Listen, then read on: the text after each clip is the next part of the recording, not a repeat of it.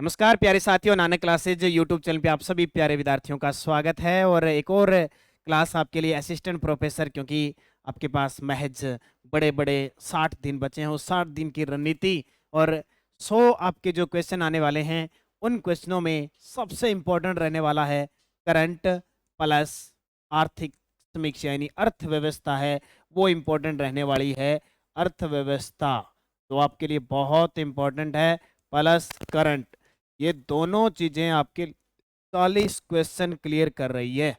40 question बहुत बड़ी बात होती है, उसी को लेकर हम लगातार काम करें। हालांकि हम पूरे 100 क्वेश्चनों पे चर्चा कर रहे हैं, पूरे 100 क्वेश्चनों की चर्चा कर रहे हैं, लेकिन यहाँ हम आपके लिए स्पेशल और स्पेशल चर्चा करेंगे। किस पे? आज की क्लास रहेगी current affairs economic survey Rajasthan आर्थिक समीक्षा 2022-23 में। बहुत ही गजब का टॉपिक है आपके, शक्ति परियोजनाएं, विदेशी संस्थाओं द्वारा वित्तीय सहायता प्राप्त परियोजनाएं। निश्चित है आरपीएससी यहां से आपको 101% ये गारंटी है कि यहां से प्रश्न आएगा। अभी ताजा ताजा आरएस प्री के अंदर उसने 2 प्रश्न पूछे हैं इसी टॉपिक से। तो शक्ति परियोजनाएं, विदेशी संस्थाओं द्वारा वित्तीय सहायता प्राप्त परियोजनाएं, आपके लगभग 10 टॉपिक है। उन 10 टॉपिक पे मैं एक एक टॉपिक पे रोज चर्चा करूंगा, ताकि हम अर्थव्यवस्था के ये 15 से 20 प्रश्न पक्के कर लें। और जहां जहां पॉइंट मैं बताता हूं उसको नोट डाउन जरूर करते रहना, क्योंकि वहीं से क्वेश्चन पेपर में पूछा जाता है। तो करें स्टार्ट। राजस्थान आर्थिक समीक्षा 2022-23 का एक अध्याय है आपके शक्ति परियोजना। शक्ति परियोजना में विदेशी संस्थाओं द्वारा वित्तीय सहायता प्राप्त परियोजनाएं। क्यों? क्योंकि अर्थ वैसे तो देखो बहुत सारी है, लेकिन राजस्थान के संदर्भ में आर्थिक समीक्षा का जो डाटा है ना, वो हमें पढ़ना है। वैसे तो बहुत सारी है, हम कहां कहां पढ़ेंगे। तो करें स्टार्ट। सबसे पहले देखो राज्य के त्वरित विकास के लिए, राज्य का त्वरित विकास हो, जैसे राजस्थान सरकार ने अभी विजन 2030 लिया है, राजस्थान विजन 2030, कि हम राजस्थान को 2030 तक सरकार से कोई भी आए, हमें विकसित पूरे भारत का नंबर 1 राज्य बनाना है। ये टारगेट है ना। इसके अकॉर्डिंग बहुत सारी योजना वगैरह चला रखी है। लेकिन त्वरित विकास के लिए राज्य सरकार द्वारा विभिन्न आधारभूत और सामाजिक क्षेत्र की परियोजनाओं के वित्त पोषण हेतु विभिन्न अंतर्राष्ट्रीय वित्तीय संस्थाओं और दानदाताओं से ऋण वित्तीय सहायता प्राप्त कर रही है। नंबर 1 बात। अब राजस्थान के अंदर वो कौन सी वित्तीय संस्थाएं हैं, विदेशी संस्थाएं हैं जो सहयोग कर रही है? जैसे विश्व वर्ल्ड बैंक, जापान अंतर्राष्ट्रीय कोऑपरेशन एजेंसी जीका जिसको शॉर्टकट में कहते हैं, एशियन विकास बैंक एडीबी, एजेंसी फ्रेंचाइजी की डेवलपमेंट एएफडी, केएफडब्ल्यू जर्मन एजेंसी, बहुत सारी आपने सौर परियोजना देखी है, न्यू डेवलपमेंट बैंक एनडीबी व एशियाई आधारभूत निवेश बैंक एआईआईबी प्रमुख बाह्य ऋण एजेंसियां हैं ये, जो अपने राजस्थान के अंदर बहुत सारी परियोजनाओं के लिए वित्तीय ऋण उपलब्ध करवाती। अब बात करें वित्तीय वर्ष 2022-23 में प्रारंभ राज्य में 10 बाह्य सहायता परियोजनाओं की क्रियान्वयन।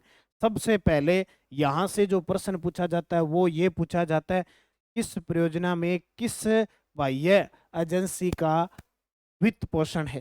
ठीक है, पहले तो हम 10 की 10 वो पढ़ेंगे, उसके बाद में इनकी पूरी डिटेल पढ़ेंगे। तो परियोजना का नाम, वित्त पोषित संस्था और परियोजना अवधि, ये सोच लो। एक नहीं 2 प्रश्न आने के पूरी, एक तो आएगा, एक तो इन 10 परियोजनाओं से आएगा, हो सकता है 2 आ जाए। अब कैसे आएगा प्रश्न देख लो। एक योजना है राजस्थान शहरी क्षेत्र विकास कार्यक्रम, राजस्थान शहरी क्षेत्र विकास कार्यक्रम, यानी शॉर्टकट में कहें तो RUIDP। चरण कौन सा? तृतीय चरण। अब आर्थिक समीक्षा 2022-23 में ये डाटा है, तो चरण तृतीय तक पूछेगा। एडीबी यानी एडीबी एशियाई विकास बैंक, आगे पूरी चर्चा करूंगा डिटेल से, पहले मोटा मोटी बात बताता हूं। नवंबर 2015 से शुरू हुई और मार्च 2023 तक रही। नोट कर लेना, राजस्थान शहरी क्षेत्र विकास कार्यक्रम एशिया विकास बैंक के सहयोग से, चरण तीसरा, नवंबर 2015 से मार्च 2023। राजस्थान मध्यम नगरीय क्षेत्र विकास परियोजना एडीबी, क्योंकि प्रश्न आएगा अभी 2 प्रश्न कल मैंने सुबह करंट की क्लास में आपको दिखाए थे।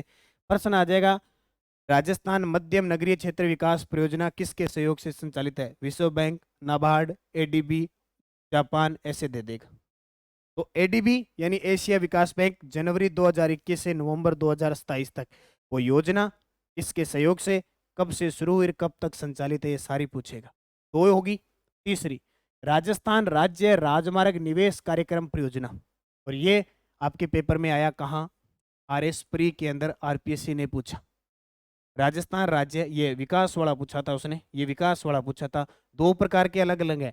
राजस्थान राज्य राजमार्ग निवेश कार्यक्रम परियोजना एडीबी एशियन विकास बैंक के सहयोग से, एशियन विकास बैंक के सहयोग से नवंबर 2000 से संचालित हुई, सितंबर 2022 तक चली थी। राजस्थान राज्य राजमार्ग निवेश कार्यक्रम परियोजना फेज 2, ये फेज फर्स्ट है, यानी ट्रॉन्च कह सकते हो, प्रथम चरण, ये द्वितीय चरण, ये भी एडीबी के सहयोग से दिसंबर 2019 से मार्च 2024 तक संचालित होगी। राजस्थान राज्य राजमार्ग विकास कार्यक्रम फेज सेकंड विश्व बैंक अक्टूबर 2019 से मार्च 2024। अब अंतर देखो दोनों में क्या है, यहाँ निवेश कार्यक्रम है और यहाँ विकास कार्यक्रम है। जो विकास कार्यक्रम है वो तो है विश्व बैंक के सहयोग से, जबकि निवेश कार्यक्रम है वो एशिया विकास बैंक के सहयोग से। दोनों में अंतर है, बस इतनी चीज याद रखनी है कि निवेश वाला एडीबी है, जबकि राजमार्ग वाला विकास वाला वर्ल्ड बैंक का है। और इनका नवंबर 2017 सितंबर 2022 फर्स्ट, फिर सेकंड स्टार्ट हो गया दिसंबर 2019 से मार्च 2024। राजस्थान राज्य राजमार्ग विकास कार्यक्रम सेकंड फेज विश्व बैंक के सहयोग से अक्टूबर 2019 से मार्च 2024। और राजस्थान जल क्षेत्र आजीविका सुधार परियोजना, अभी सेकंड ग्रेड के अंदर आया ये प्रश्न, एक पारी में आया था। जीका के सहयोग से, जीका जापान की अंतरराष्ट्रीय संस्था, एक अभी आगे चर्चा पूरी करेंगे, अक्टूबर 2017 से अक्टूबर 2024 तक संचालित। ठीक है। 7 नंबर देखो, रेगिस्तान क्षेत्र के लिए जल क्षेत्र पुनर्संरचना परियोजना फेज 1 और फेज 2, यानी चरण प्रथम और चरण द्वितीय। रेगिस्तान क्षेत्र के लिए जल क्षेत्र, इसको स्टार लगा लेना, ये प्रश्न आने की पूरे चांस बनते हैं, क्योंकि ताजा अपडेट के साथ बता रहा हूं मैं आपको, ये प्रश्न आ सकता है। एनडीबी, एनडीबी, ठीक है, ये एनडीबी के सहयोग से मई 2018 से, यानी New Development Bank, NDB New Development Bank मई 2018 से फरवरी 2025, ये अब आने वाले किसी भी एग्जाम में पूछी जा सकती है। डिटेल बताऊंगा मैं आपको। राजस्थान में सार्वजनिक वित्तीय प्रबंधन के सुदृढ़ीकरण की परियोजना विश्व बैंक के सहयोग से जुलाई 2018 से मार्च 2024। और राजस्थान ग्रामीण जलापूर्ति व फ्लोरोसिस निराकरण परियोजना, पता नहीं कितनी बार एग्जाम में आ चुके हैं, पूछता इतना ही है किसके सहयोग से? जीका, जापान की कंपनी है, उसके सहयोग से, चरण नंबर द्वितीय, जुलाई 2021 से दिसंबर 2024। और फिर द्वितीय बांध पुनर्वास और सुधार परियोजना विश्व बैंक के सहयोग से अक्टूबर 2021 से मार्च 2027। बहुत इंपॉर्टेंट है योजना, और योजना के साथ वो किस बाह्य प्रयोजन यानी बाह्य संस्था से वित्त ऋण प्राप्त कर रहे हैं, वो इंपॉर्टेंट है। 10 की 10 मैंने बता दिया आपको। ठीक है, अब विवरण देखो इनका, आर्थिक समीक्षा 2022-23 के अंदर इनका पूरा विवरण। सबसे पहले राजस्थान जल क्षेत्र आजीविका सुधार कार्यक्रम, कौन सी? राजस्थान जल क्षेत्र आजीविका सुधार। आराम से आपको जितने भी पार्ट हैं आपके आराम से पढ़ाऊंगा, क्योंकि एक साथ अगर पढ़ा दिया तो वो न आपके काम के न बात आप समझ पाओगे, तुरंत फटाफट देखने की 2.0 में देखोगे आप, फिर समझ नहीं आएगा। इसकी पीडीएफ डलवा दूंगा मैं, जो ये टेस्ट सीरीज है ना जिसने ले रखी है, कॉलेज व्याख्याता सामान्य अध्ययन पेपर 3 संपूर्ण सिलेबस पर आधारित, इसमें आपके लिए बहुत खुशखबरी है। एक बार मैंने टॉपिक वाइज सारे टेस्ट डाल दिए, अब दोबारा फिर टॉपिक वाइज आपको टेस्ट मिल रहे हैं, जो बहुत इंपॉर्टेंट है। अर्थव्यवस्था के टॉपिक वाइज टेस्ट मिलेंगे, अर्थव्यवस्था की टॉपिक वाइज पीडीएफ मिलेगी, सारी मिलेगी, तो आप इसका अध्ययन कर लें। ठीक है, टोटल का टोटल ये 499 की टेस्ट सीरीज है, आप इसको ज्वाइन कर लो, ताकि हर एक चीज थर्ड पेपर से तो आपको घबराने की जरूरत नहीं, सारा मैटर कवर हो जाएगा। ठीक है, टोटल हर एक पॉइंट की चीज आपको मिलेगी। मेगा टेस्ट है इसमें, 10 मेगा टेस्ट। ठीक है, सिलेबस के अकॉर्डिंग उन 10 मेगा टेस्ट को कर लेना, उनके नीचे जिस जिसकी जरूरत है पूरी सोल्यूशन डाला हुआ है, तो जरूर इसका अध्ययन कर लेना। और ये पीडीएफ भी इसमें डलवा रहा हूँ मैं सारी। तो पहली योजना राजस्थान जल क्षेत्र आजीविका सुधार परियोजना जीका द्वारा वित्त पोषित है। अब ये जीका क्या है? जीका यानी जापान इंटरनेशनल कोऑपरेशन एजेंसी, ठीक है, Japan international cooperation agency. Paper में आ जाएगा, राजस्थान जल क्षेत्र आजीविका सुधार परियोजना किसके द्वारा वित्त पोषित है? देश पूछे तो सीधा जापान, नहीं तो जाइका, ये आ जाएगा GIC की। अवधि देखो अक्टूबर 2017 से अक्टूबर 2024 तक, क्योंकि अगर कथन से प्रश्न आए तो ये सारी चीज पूछेंगे। उद्देश्य क्या है इसका? अभी आरपीएससी RS प्री के अंदर क्वेश्चन आया, अटल भूजल योजना का उद्देश्य, उड़ान योजना का उद्देश्य, और 2 इस प्रकार के प्रश्न आए थे, और दोनों में पूछा था किसके सहयोग से है।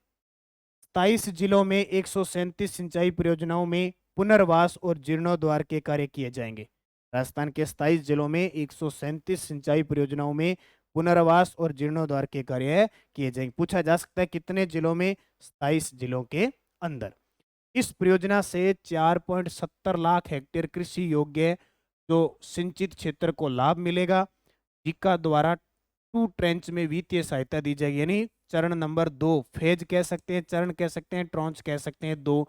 और कुल लागत है इसकी 23,348.87 करोड़, 2348.87 करोड़ इसकी कुल लागत है। तो समझ गए आप आराम से। दोबारा एक बार फिर रिपीट कर देता हूं, राजस्थान जल क्षेत्र आजीविका सुधार परियोजना जीका जापान की कंपनी के द्वारा पोषित है।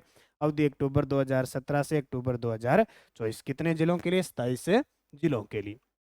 दूसरी, रेगिस्तान क्षेत्र के लिए जल क्षेत्र पुनर्संरचना परियोजना ट्रॉन्च 1 व 2, यानी चरण 1 व 2, चरण 1 व चरण 2, या कह सकते हो फेज 1 व 2, किसके सहयोग से? NDB, new Development bank. ये प्रश्न स्टार लगाना आपके पेपर में पक्का टपक सकता है, जहां तक लिख लेना इसके आगे नानक क्लासेज।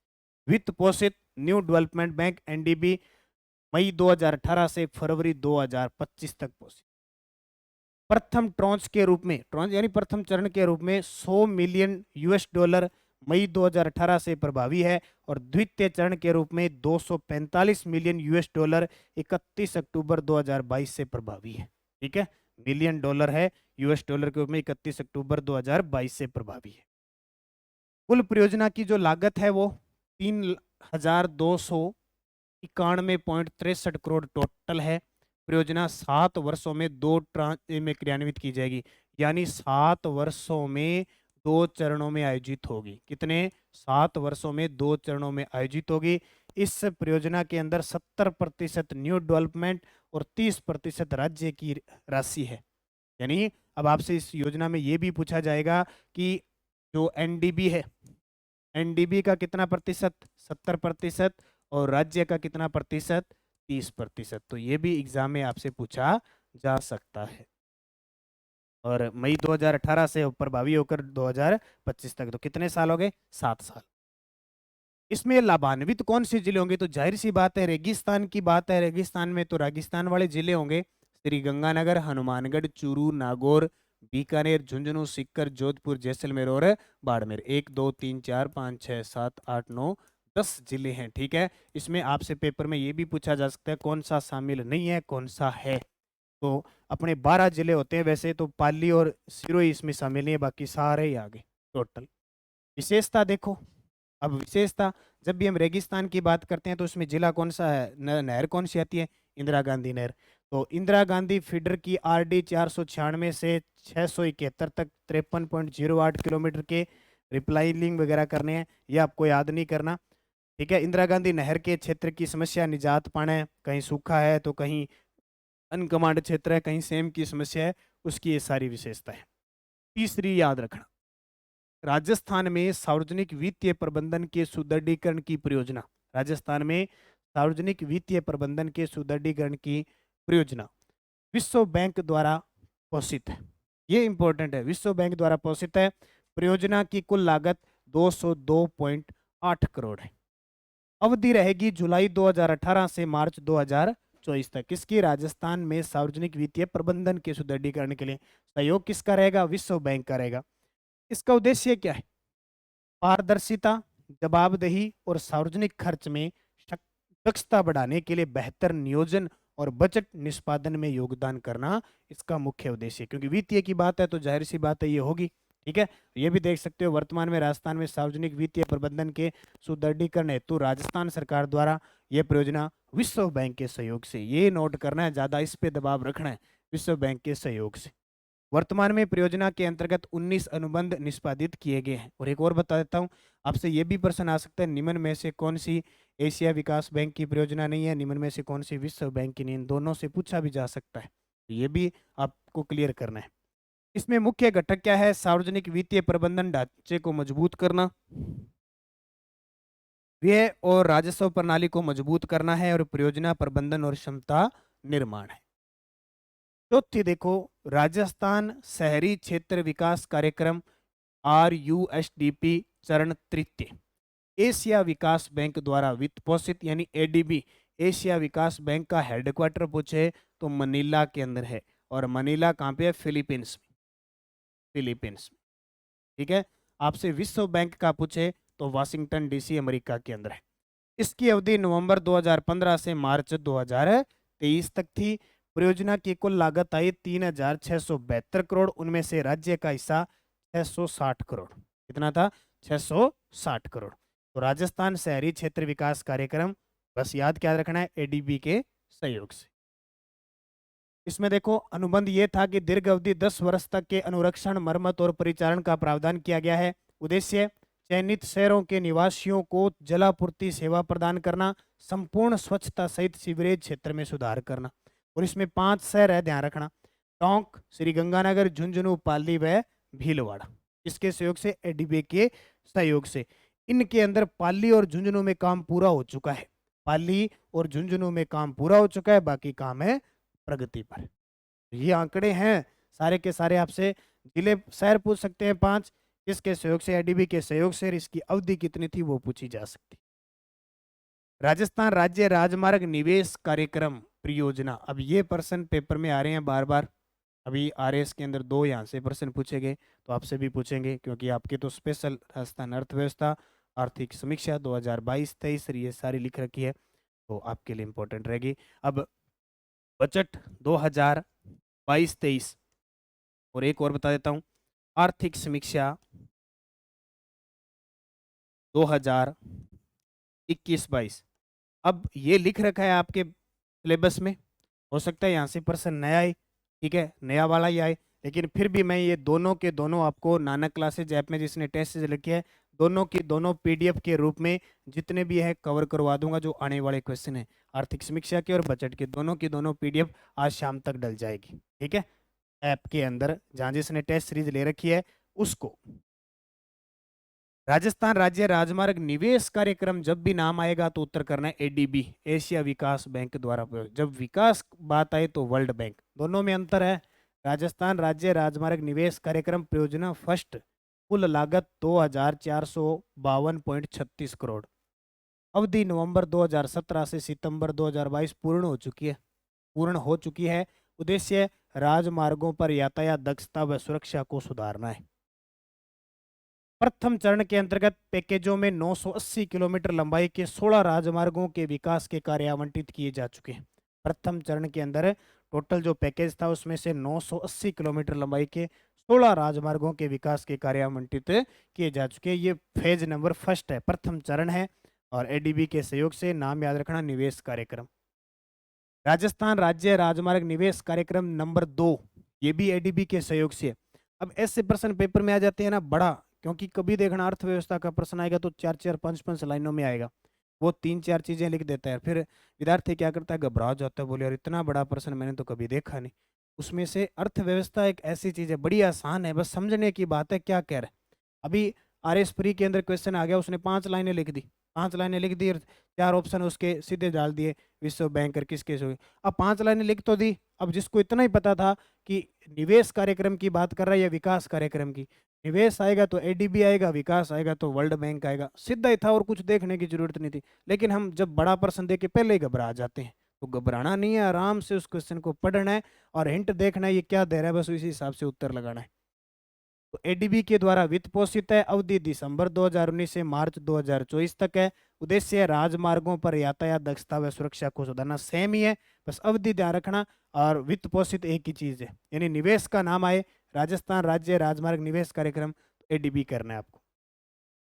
इस परियोजना के 6 पैकेजों के अंतर्गत 754 किलोमीटर लंबाई के 11 राजमार्गों को विकसित किया जाना प्रस्तावित है। इनमें से 4 पैकेजों के अंतर्गत 474 किलोमीटर लंबाई के 6 राजमार्गों को ईपीसी मोड पर व 2 पैकेजों के अंतर्गत 280 किलोमीटर लंबाई के 5 राजमार्ग हाइब्रिड एन्यूटी मोड पर तैयार करवाए जाने प्रस्तावित है। अब यहाँ से कोई प्रश्न आ जाए, ये 3 लाइनें वो सीधा उठा ले और लास्ट में लिख दे ये किसके सहयोग से संचालित है, तो इससे घबराना नहीं है। क्या कह रहा है, बस इतना दिमाग में रखना है, ये चीज आपको जरूर ऊपर वाली देगा वो। राजस्थान राज्य राजमार्ग विकास कार्यक्रम नंबर 2, चाहे नंबर 1 हो चाहे 2 हो, वर्ल्ड बैंक द्वारा वित्त पोषित है, फिक्स ध्यान रखना। परियोजना की कुल लागत है 2,996.70 करोड़। अवधि है अक्टूबर 2019 से मार्च 2024 तक। उद्देश्य राज्य के चयनित राजमार्गों पर यातायात प्रवाह में सुधार करना और राजमार्गों के बेहतर प्रबंधन के लिए क्षमता निर्माण करना इसका उद्देश्य है। राजस्थान राजमार्ग विकास कार्यक्रम नंबर 2, विश्व बैंक फेज नंबर 1, 2 का ही फेज 1 है। परियोजना विश्व बैंक के द्वारा, कुल लागत 3120.46 करोड़ रुपए और विश्व बैंक ने ऋण के रूप में कितने करोड़ की पूंजी है, 1779.43 करोड़। परियोजना अक्टूबर 2019 से क्रियान्वित की जाकर मार्च 2024 तक पूर्ण की जानी। ये कौन सा विकास कार्यक्रम, विकास आता है वर्ल्ड, वह विकास वह वर्ल्ड बैंक, इतना याद रखना। अब देखो या जो आरएस प्री में क्वेश्चन आया उसने ये उठाया कि राजस्थान राज्य राजमार्ग विकास कार्यक्रम द्वितीय चरण में 801 किलोमीटर लंबाई के राजमार्गों का 2 लेन या मध्यम लेन में उन्नयन करना है, ये किसके सहयोग से संचालित है, ये आया। इस परियोजना के अंतर्गत 801 किलोमीटर लंबाई की 11 राजमार्गों को विकसित किया जाना प्रस्तावित है, किसके सहयोग से। अब जिसने पढ़ा तुक्का लगा दिया अलग बात है, पढ़ के देखा अब इतना बड़ा हमें तो नहीं होता 801 किलोमीटर लंबाई 11 राजमार्ग कैसे कर, बस 2 ही चीज देखनी, ठीक है। अब ये समझाओगे सारी चीज, ये टोटल है, बाकी इतना देख लेना, पढ़ना है तो पढ़ो नहीं तो मत पढ़ो, ये बहुत लंबी चौड़ी कहानी है। 2 ही चीजें याद करनी जरूरी है। ये देने का मतलब ये था कि अगर आपको 3-4 लाइनों में इस प्रकार लाइनें लिख के दे दे तो आपको वो चीज देखनी। राजस्थान राज्य विकास कार्यक्रम बैंक ट्रेज 2 यानी विश्व बैंक के सहयोग से ये विकास कार्यक्रम जितना भी चल रहा है। बांध पुनर्वास और सुधार परियोजना DRIP विश्व बैंक व AIIB द्वारा वित्त पोषित है, दोनों के सहयोग से है। AIIB यानी एशियन इंफ्रास्ट्रक्चर डेवलपमेंट बैंक, किस किस के सहयोग से, विश्व बैंक और AIIB यानी एशियन इंफ्रास्ट्रक्चर इन्वेस्टमेंट बैंक। अवधि अक्टूबर 2021 से मार्च 2027 तक। देश के 13 राज्यों में ये लागू की गई, उसमें अपना राजस्थान भी शामिल है। उद्देश्य क्या है, नाम से पता चल रहा है, बांधों की सुरक्षा बढ़ाना, बांध सुरक्षा संस्थानों को मजबूत बनाना, बांध सुरक्षा के वित्तीय पोषण और संस्थागत को बढ़ावा देना है।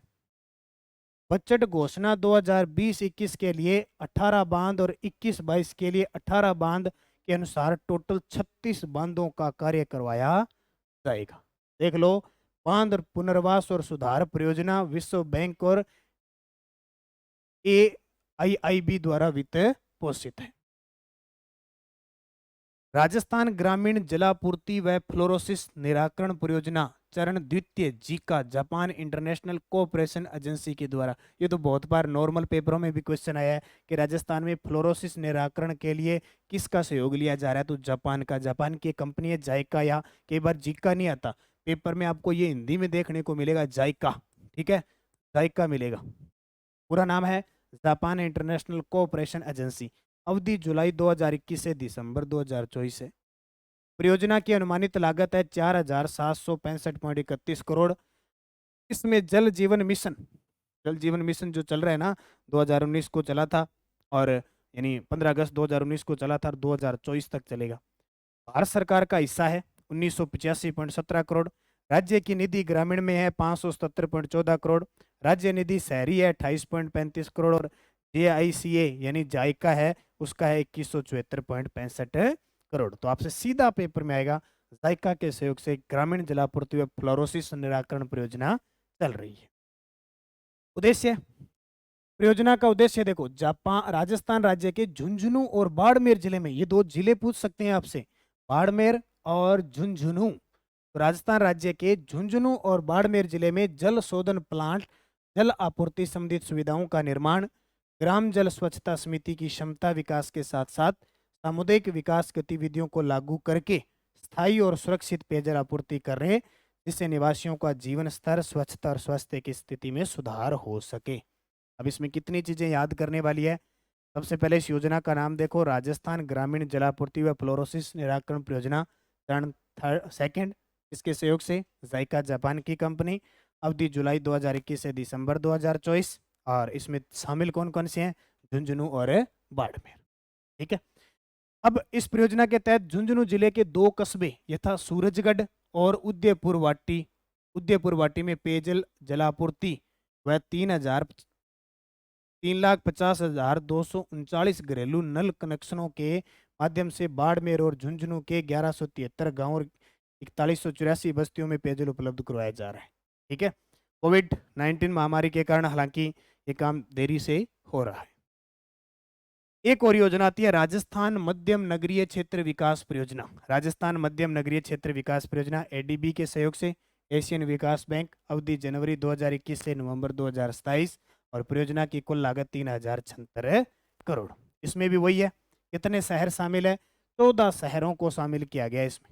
ठीक है, किया गया है। परियोजना के तहत 7 शहरों आबू रोड, बांसवाड़ा, एतड़ी, कुचामन, मंडावा, सरदारसर और सिरोही में सीवरेज और जलापूर्ति कार्य संपन्न किए जाएंगे। ये नॉर्मल बात है, आपको ये याद रखना है कि मकराना, प्रतापगढ़, रतनगढ़, डिडवाना, फतेहपुर और लाडनू में सीवरेज का कार्य होगा। लक्ष्मणगढ़ में जलापूर्ति कार्य संपन्न किए जाएंगे। तो 1 2 3 4 5 6 7 और 7 ही होगी। टोटल कितने शहर हो गए, 14 शहर। कौन सी योजना, राजस्थान मध्यम नगरीय क्षेत्र विकास परियोजना एडीबी के सहयोग से। ये इतनी सारी 10 परियोजना जो वर्तमान में है वो किसी बाह्य संस्था के सहयोग से चल रही है, और एक आधा हर एग्जाम में जहाँ अर्थव्यवस्था की बात आती है क्वेश्चन आता है। अब देखिए, हम बात करते हैं निजी क्षेत्र, हम चर्चा करते हैं निजी क्षेत्र सहभागिता के साथ राज्य सरकार द्वारा उन्नत संयुक्त उपक्रम। अब कई नाम सुनेंगे आपने संस्था में, जैसे project development company of Rajasthan, पिडकोर या पीडी कोर का नाम सुना होगा, जो पीपीपी प्राइवेट पब्लिक पार्टनरशिप पर आधारित है। ठीक है, मोड पर इंफ्रास्ट्रक्चर प्रोजेक्ट्स को विकसित करने के लिए राज्य सरकार के विभागों और वैधानिक उपकरणों की सहायता के लिए दिसंबर 1997 में एक संयुक्त उद्यम कंपनी के रूप में गठित किया गया है। यानी ये निजी क्षेत्र यानी पीपीपी मोड पर आधारित है। पिडकोर, आपसे पूछे पीडी कोर दिसंबर 1997 में बनी project development company of Rajasthan. अब जरूरी नहीं है कि पीडी कोर ही शॉर्टकट में नाम दे, ये भी नाम दे सकते। अब आ सकता है कि राज्य सरकार की निजी सहभागिता से संबंधित कौन सी संस्था नहीं, वो भी आ सकता है। तो एक हो गई। दूसरी रिडकोर का नाम सुना आपने, road infrastructure development company of Rajasthan, जो राज्य में मेगा हाईवे प्रोजेक्ट के लिए क्रियान्वयन की जाती है। 2004 में गठन हुआ था इसका। भी अर्थव्यवस्था से संबंधित। सौर्य ऊर्जा company of Rajasthan limited, SUCRL, सौर्य ऊर्जा कंपनी, बड़ला के अंदर जोधपुर में, ये बादला यानी बड़ला है। ठीक है, क्या है, बड़ला जोधपुर में सोलर पार्क है ना। टोटल 2245 मेगावाट, 4 फेज चल रहे हैं। उसमें से 1000 मेगावाट का जो चल रहा है ना, वो किसके सहयोग से है, सौर्य ऊर्जा कंपनी। बहुत बार पेपर में आ चुका है। जो लास्ट बड़ा 500 मेगावाट है वो अडानी समूह के सहयोग से चल रहा है।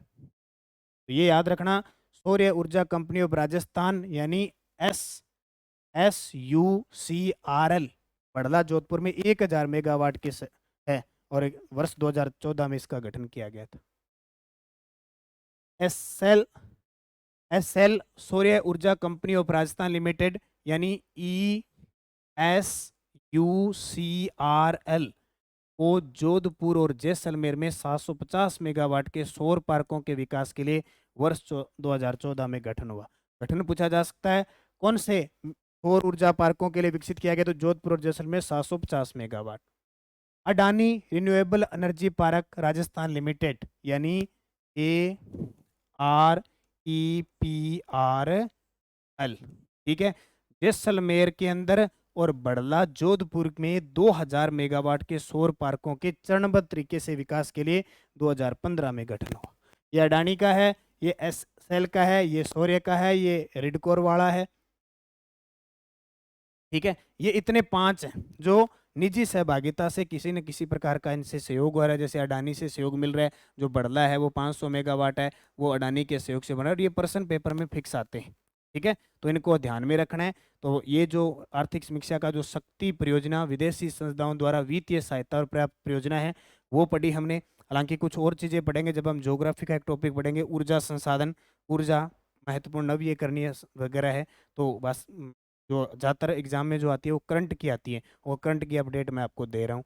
ये आपको पढ़ना है और ये टेस्ट सीरीज ले लेना भी। जिसने नहीं लिए 499 रुपये की मात्र है, इसकी पीडीएफ भी डाल दूंगा। बाकी सारा मैटर इसके अंदर उपलब्ध है थर्ड पेपर के लिए स्पेशल। तो ये आज की क्लास हमारी एक टॉपिक पर रही। उस टॉपिक का नाम, हालांकि जो बाद में जुड़े हैं उनके लिए थोड़ी सी मुश्किल जरूर हो सकती है, लेकिन इसको थोड़ा बार बार अध्ययन करोगे तो निश्चित है कि यहाँ से जो पर्सन एक तो पक्का है, हो सकता है 2 निश्चित है, लेकिन एक तो कहीं जाएगा नहीं, आएगा पक्का है। तो आज का टॉपिक हमारा कंप्लीट हुआ आर्थिक समीक्षा का। वैसे मैंने पूरी 1 घंटे की एक आर्थिक समीक्षा के 50% करवाए थे, वो जरूर देख लेना। वहाँ से लगभग 10% निश्चित है आएंगे। पढ़ना आपको, आंकड़े आपको गलत नहीं करने, मेहनत आपको ये आने वाले 60-65 दिन आपके जो बचे हैं उनमें करनी ही पड़ेगी। आपको योजना बना के पढ़ना ही पड़ेगा। क्या छोड़ना है ये भी ध्यान रखना है, क्योंकि अब जो लगे हैं, क्योंकि ज़्यादातर क्या होता है बाहरी राज्यों से भी सम्मिलित होते हैं, तो उनमें राजस्थान जीके करंट पढ़ना बड़ा मुश्किल हो जाता है। जैसे जीके वैसे करंट भी बनता जा रहा है, तो हर एक चीज़ जरूरी है। तो करंट के लिए मैं बता देता हूँ, हमारी मंथली क्लास देखें, इसमें आपको हर महीने की पीडीएफ फ्री है। ये जो टेस्ट सीरीज है वो भी फ़ायदा मिलेगा। मंथली, वीकली, 3 मंथ की क्लास आप नानक क्लासेज की देखें, निश्चित आपको सफलता मिलेगी। चाहे पुरस्कार है, योजना वगैरह, ताज़ा अपडेट मैं आपको करवा रहा हूँ। घबराना नहीं है, ठीक है। दिमाग में प्रेशर नहीं लाना कि अब क्या पढूं क्या नहीं पढूं, ऐसे नहीं है। कुछ कुछ मुख्य मुख्य चीज़ें वो पढ़ो जो आपके लिए अच्छे हो। ज़्यादा आपको लगा भी इसका वेटेज बहुत कम है, पीछे 1-2 साल के पेपर देखो कि क्या आ रहा है, क्या छोड़ना है, उसी हिसाब से आप पढ़ते जाओ। क्योंकि आपको 100 में से 100 क्वेश्चन है, तो ऐसे तो है नहीं कि आप 100 क्वेश्चन कर दोगे। आपका जो रणनीति रहेगी 70-80 क्वेश्चन, 60 क्वेश्चन करने की, हमारे कितने सही हो सकते हैं उनको पढ़ो, बाकियों को दूर हटा दो। क्योंकि जब हमारे पास साल 2 साल पड़े होते हैं तब हम सब कुछ पढ़ते हैं, लेकिन ये ऐसे 2 महीने होते हैं, उनमें छोड़ना क्या होता है और पढ़ना क्या होता है, ये योजना बना के अगर हम पढ़ लेते हैं तो निश्चित हम सफल होंगे। और नानक क्लासेज की ये जो टेस्ट सीरीज चल रही है और ये वीडियो देख रहे हो आप, प्ले लिस्ट में जाओ यूट्यूब के, आरपीएससी असिस्टेंट प्रोफेसर राजस्थान अध्ययन नाम से, उसमें बहुत सारे वीडियो हैं हिस्ट्री, कल्चर, पॉलिटिकल, ज्योग्राफी और राजस्थान करंट के। तो आपको वहाँ से बहुत सारी चीज़ें मिलेगी। ज़्यादा तो नहीं कहूँगा, लेकिन थर्ड पेपर, ये विश्वास है कि जिस विद्यार्थी ने ये क्लासें देख ली, टेस्ट सीरीज ज्वाइन कर ली, थर्ड पेपर में ये नहीं कहेगा कि मैं थर्ड पेपर की वजह से रही।